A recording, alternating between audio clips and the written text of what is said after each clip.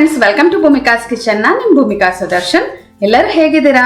ಎಲ್ಲರೂ ಚೆನ್ನಾಗಿದ್ದೀರಾ ಅಂತ ಭಾವಿಸ್ತಾ ಇವತ್ತು ಬೇಸನ್ ಲಡ್ಡು ಮಾಡೋದು ಹೇಗೆ ಅಂತ ತೋರಿಸ್ತಾ ಇದ್ದೀನಿ. ಅದರಲ್ಲೂ ಈ ಬೇಸನ್ ಲಡ್ಡುಗೆ ಹಾಲಿನ ಪುಡಿ ಹಾಕಿ ಮಾಡ್ತಾ ಇರೋದ್ರಿಂದ ಅದರ ರುಚಿ ಇನ್ನಷ್ಟು ಹೆಚ್ಚುತ್ತೆ. ಜೊತೆಗೆ ಇವತ್ತು ಮಾಡ್ತಾ ಇರೋವಂಥ ಬೇಸನ್ ಲಡ್ಡು ಇನ್ಸ್ಟೆಂಟ್ ಬೇಸನ್ ಲಡ್ಡು. ಯಾವುದೇ ಒಂದು ಕಡಲೆ ಹಿಟ್ಟನ್ನ ಹುರಿಯೋ ಆಗಿಲ್ಲ, ಏನು ಮಾಡೋ ಹಾಗಿಲ್ಲ, ಫಟಾಫಟ್ ಅಂತ 10 ನಿಮಿಷಕ್ಕೆ ಬೇಸನ್ ಲಡ್ಡು ರೆಡಿಯಾಗಿ ಹೋಗ್ಬಿಡುತ್ತೆ. ಹುರ್ಗಡ್ಲೆ ಉಪಯೋಗಿಸ್ಕೊಂಡು ಮಾಡ್ತಾ ಇದ್ದೀನಿ.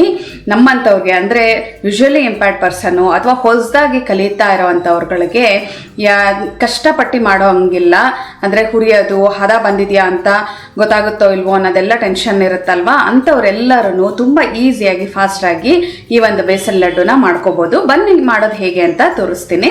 ಮೊದಲು ಮಿಕ್ಸರ್ ಜಾರ್ ಒಳಗಡೆ 1 ಕಪ್ಪು ಹುರ್ಗಡ್ಲೆ ಹಾಕೊಳ್ತಾ ಇದ್ದೀನಿ. ಯಾವ ಕಪ್ ಮೆಷರ್ಮೆಂಟ್ ಆದರೂ ತೊಗೊಳ್ಳಿ, ಅದೇ ಕಪ್ ಮೆಷರ್ಮೆಂಟ್ ಇಟ್ಕೊಳ್ಳಿ. ಎಲ್ಲದಕ್ಕೂ ಆದಷ್ಟು ನೈಸಾಗಿ ಪುಡಿ ಮಾಡ್ಕೊಳ್ತೀನಿ ಹುರ್ಗಡ್ಲೆ ನೋಡಿ ಆದಷ್ಟು ನೈಸಾಗಿ ಪುಡಿ ಮಾಡ್ಕೊಂಡಿದ್ದೀನಿ. ಹಾಗೂ ಒಂಚೂರು ತರ್ತರಿ ಇರುತ್ತೆ, ಇದನ್ನ ಜರಡಿ ಇಟ್ಕೋಬೇಕು. ಜರಡಿ ಒಳಗಡೆ ಹಾಕೊಳ್ತೀನಿ. 1 ಕಪ್ಪು ಹುರ್ಗಡ್ಲೆ ಹಾಕೊಂಡಿದ್ರೆ 3/4 ಕಪ್ಪಷ್ಟು ಸಕ್ಕರೆ ಹಾಕೋಬೇಕು. ಸಕ್ಕರೆನ ಪೂರ್ತಿ ನೈಸಾಗಿ ಪೌಡ್ರ್ ಮಾಡ್ಕೋಬಾರ್ದು, ತರ್ತರಿಯಾಗಿ ಅಂದರೆ ಬೂರಾ ಸಕ್ಕರೆ ಇರುತ್ತಲ್ಲ ಆ ಥರ ಪುಡಿ ಮಾಡ್ಕೋಬೇಕು. ಸಕ್ಕರೆನೂ ತರ್ತರಿಯಾಗಿ ಪುಡಿ ಮಾಡ್ಕೊಂಡಿದ್ದೀನಿ. ಹಿಂಗಂದರೆ ತರಿ ಅಂಶ ಇರಬೇಕು ಅಷ್ಟೇ, ತುಂಬ ನೈಸ್ ಇರಬಾರ್ದು. ಮೇಯ್ನ್ ಈ ಸಕ್ಕರೆ ಪುಡಿ ನೀವು ಹೇಗೆ ಮಾಡ್ಕೋತೀರಾ ಅದರಲ್ಲೇ ನಿಮಗೆ ಬೇಸನ್ ಲಾಡು ಫೈನಾಗಿ ಬರೋದು. ತುಂಬ ನೈಸ್ ಪುಡಿ ಮಾಡ್ಕೊಂಡ್ರೆ ಬಾಯಿಗೆ ಹಾಕೊಳ್ತಿದ್ದಂಗೆ ಅಂಟ್ಕೊಂಡ್ಬಿಡುತ್ತೆ, ಒಂಥರ ಹಿಟ್ಟಿಟ್ಟು ಆದಂಗೆ ಆಗೋಗ್ಬಿಡುತ್ತೆ. ಇದು ತರಿ ಇದ್ದರೆ ಬಾಯಿಗೆ ಹಾಕಿದ ತಕ್ಷಣ ಕರಗ್ದಂಗೆ ಆಗುತ್ತೆ. ಇವಾಗ ನೆಕ್ಸ್ಟು ಜರಡಿ ಇಟ್ಕೊಳ್ಳೋಣ. ಎಲ್ಲನೂ ಸಕ್ಕರೆ ಪುಡಿನೇನು ಜರಡಿ ಹಿಡಿಯೋದು ಬೇಡ, ಬೇರೆ ಐಟಮ್ನ ಜರಡಿ ಇಟ್ಕೋಬೇಕು. ಹುರ್ಗಡ್ಲೆ ಏನು ಪುಡಿ ಮಾಡ್ಕೊಂಡಿದ್ನಲ್ಲ ಅದನ್ನು ಈ ಥರ ಜರಡಿಗೆ ಹಾಕ್ಕೊಂಡಿದ್ದೀನಿ. ಜರಡಿಗೆ ಹಾಕ್ಕೊಂಡು ಕ್ಲೀನಾಗಿ ಈ ಥರ ಎಲ್ಲ ಇದು ಮಾಡ್ಕೊಂಡ್ರೋಣ, ಜರಡಿ ಹಿಡ್ಕೊಂಡ್ರೋಣ. ಅವಾಗ ಏನಾಗುತ್ತೆ ಅಂದರೆ ಒಂಚೂರು ತರ್ತರಿ ಅಂಶ ಇರುತ್ತಲ್ಲ, ಹಾಗೆ ಬಾಯಿಗೆ ಸಿಗಲ್ಲ, ಕ್ಲೀನಾಗಿರುತ್ತೆ ಹುರ್ಗಡ್ಲೆದು. ನೋಡಿ ಎಲ್ಲ ಜರಡಿ ಕ್ಲೀನಾಗಿ ಹಿಡ್ಕೊಂಡು ಈ ಚರಟನ ಆಚೆಗೆ ಹಾಕ್ತೀನಿ. ಹುರ್ಗಡ್ಲೆನ ಕ್ಲೀನಾಗಿ ಜರಡಿ ಹಿಡ್ಕೊಂಡಿದ್ದೀನಿ. ಅದರಲ್ಲಿ ಉಳಿದಿದ್ದ ಚರಟನ ಆಚೆಗೆ ಹಾಕಿದ್ದೀನಿ. ಇವಾಗ ಮಿಲ್ಕ್ ಪೌಡರು 1/2 ಕಪ್ಪು. ಮಿಲ್ಕ್ ಪೌಡರ್ನ ಜರಡಿ ಹಿಡಿಯೋ ಅವಶ್ಯಕತೆ ಏನಿಲ್ಲ, ಒಂಚೂರು ಗಂಟು ಇರುತ್ತಲ್ಲ ಅದಕ್ಕೋಸ್ಕರ ಸುಮ್ಮನೆ ಹೀಗೆ ಜರಡಿ ಹಿಡ್ಕೊಂಡು ಮಿಕ್ಸ್ ಮಾಡ್ಕೋಬೇಕಷ್ಟೇ. ಮಿಲ್ಕ್ ಪೌಡ್ರನ್ನು ಜರಡಿ ಹಿಡ್ದಿದ್ದಾಯಿತು. ಇವಾಗ ಇದಕ್ಕೆ ಒಂದು 5ರಿಂದ 6 ಏಲಕ್ಕಿನ ಪುಡಿ ಮಾಡ್ಕೊಂಡು ಹಾಕೊಳ್ತಾ ಇದ್ದೀನಿ. ಇವಾಗ ಒಂದ್ಸಲ ಎಲ್ಲ ಚೆನ್ನಾಗಿ ಇದನ್ನು ಮಿಕ್ಸ್ ಮಾಡ್ಕೊಂಡ್ರೋಣ. ಮಿಕ್ಸ್ ಮಾಡಿಕೊಂಡು ಒಂದು ಪಕ್ಕ ಎತ್ತಿಟ್ಕೊಂಡ್ಬಿಡ್ಬೇಕು. ಇದಕ್ಕೇನೆ ಸಕ್ಕರೆ ಪುಡಿ ಕೂಡ ಹಾಕೊಂಡ್ಬಿಡ್ತೀನಿ. ಇವಾಗಲೇ ಪೂರ್ತಿ ಇಷ್ಟು ಬೇಕಾಗುತ್ತೆ ಸಕ್ಕರೆ ಪುಡಿ. ಟೇಸ್ಟ್ ಮಾಡಿ ನೋಡಿ, ಇನ್ನೂ ಒಂದು ಸ್ವಲ್ಪ ಏನಾದರೂ ಬೇಕು ಅಂದರೆ ಹಾಕೋಬೋದು. ಇದು ಮೀಡಿಯಮ್ ಸ್ವೀಟ್ ಆಗಿರುತ್ತೆ. ತುಂಬ ಸ್ವೀಟ್ ಇಷ್ಟಪಡೋರು 1 ಕಪ್ಗೆ 1 ಕಪ್ ಸಕ್ಕರೆನೇ ಹಾಕೋಬೋದು. 1 ಕಪ್ ಹುರ್ಗಡ್ಲೆಗೆ 1 ಕಪ್ ಸಕ್ಕರೆ ಹಾಕೋಬೋದು. ನೋಡಿ ಎಲ್ಲ ಚೆನ್ನಾಗಿ ಮಿಕ್ಸ್ ಮಾಡ್ಕೊಂಡಿದ್ದಾಯಿತು. ಇವಾಗ ಬಿಸಿ ಬಿಸಿ ತುಪ್ಪದಲ್ಲಿ ಇದನ್ನು ಕಲಿಸ್ಕೊಂಡ್ರೆ ನಮಗೆ ಬೇಸನ್ ಲಡ್ಡು ರೆಡಿ ಆಗುತ್ತೆ. ಸ್ಟವ್ ಆನ್ ಮಾಡಿಕೊಂಡು ದಪ್ಪ ತಳ ಇರೋಂಥ ಬಾಣಲಿ ಇಟ್ಕೊಂಡಿದ್ದೀನಿ. ಇದಕ್ಕೆ 1/2 ಕಪ್ಪಷ್ಟು ತುಪ್ಪ ತಗೋತಿದ್ದೀನಿ. ಮನೆಯಲ್ಲೇ ಕಾಯಿಸಿರೋ ಅಂಥ ತುಪ್ಪ ಇದು.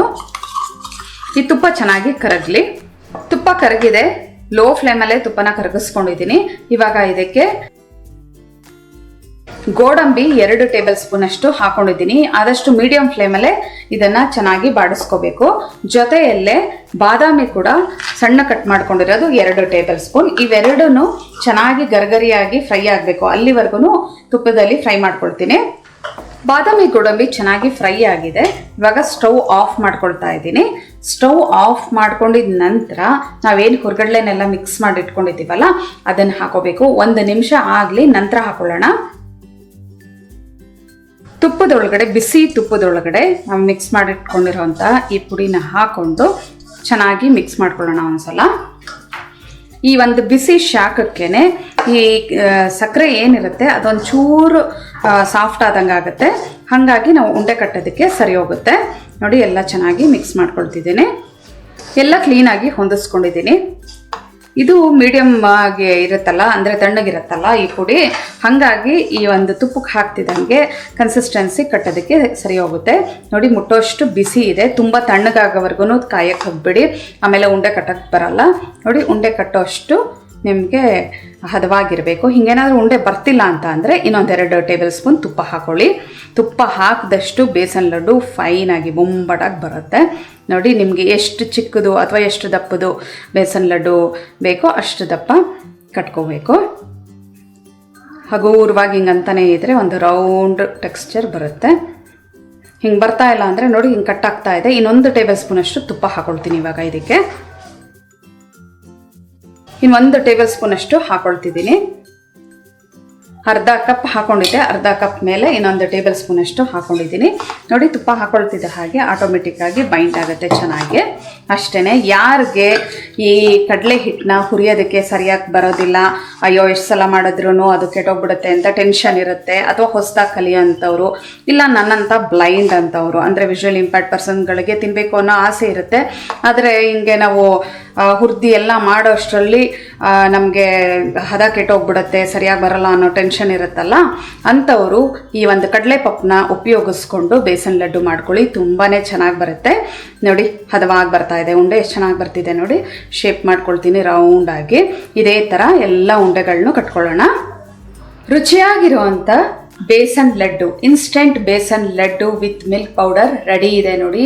ರುಚಿ ಅಂತ ಎಷ್ಟು ಚೆನ್ನಾಗಿದೆ ಗೊತ್ತಾ, ಬಾಯಿಗೆ ಹಾಕ್ತಿದ್ದ ಹಾಗೆ ಆ ಬಾದಾಮಿ ಗೋಡಂಬಿ ಸಣ್ಣ ಸಣ್ಣ ಪೀಸಸ್ಸು ಸಿಗುತ್ತೆ. ಜೊತೆಗೆ ಮನೇಲಿ ಕಾಯಿಸಿರೋ ತುಪ್ಪದಿಂದ ಮಾಡಿರೋದ್ರಿಂದ ಅದ್ರ ಫ್ಲೇವರು ಜೊತೆಗೆ ಮಿಲ್ಕ್ ಪೌಡರ್ದು ಹುರ್ಗಡ್ಲೆದು ಎಲ್ಲ ಮಿಶ್ರಣ ಆಗಿ ಅದ್ಭುತವಾಗಿದೆ. ತಿಂತಾ ಇದ್ರೆ ತಿಂತಾನೇ ಇರಬೇಕು ಅಂತ ಅನಿಸುತ್ತೆ. ನಿಮ್ಮನೆಯಲ್ಲೂ ಕೂಡ ಈ ಫಾಸ್ಟಾಗಿ ಮಾಡೋ ಅಂಥ ಬೇಸನ್ ಲಡ್ಡುನ ಮಾಡಿ ಹೇಗಿದೆ ಅಂತ ನನಗೆ ಕಮೆಂಟ್ ಬಾಕ್ಸಲ್ಲಿ ತಿಳಿಸ್ಬೇಕು. ಇವತ್ತಿನ ಈ ರೆಸಿಪಿ ನಿಮ್ಗೆ ಇಷ್ಟ ಆದರೆ ಲೈಕ್ ಮಾಡಿ, ಶೇರ್ ಮಾಡಿ. ಯಾರೆಲ್ಲ ಇನ್ನೂ ಭೂಮಿಕಾ ಕಿಚನ್ಗೆ ಸಬ್ಸ್ಕ್ರೈಬ್ ಆಗಿಲ್ಲ ದಯವಿಟ್ಟು ಸಬ್ಸ್ಕ್ರೈಬ್ ಆಗಿ. Thanks for watching.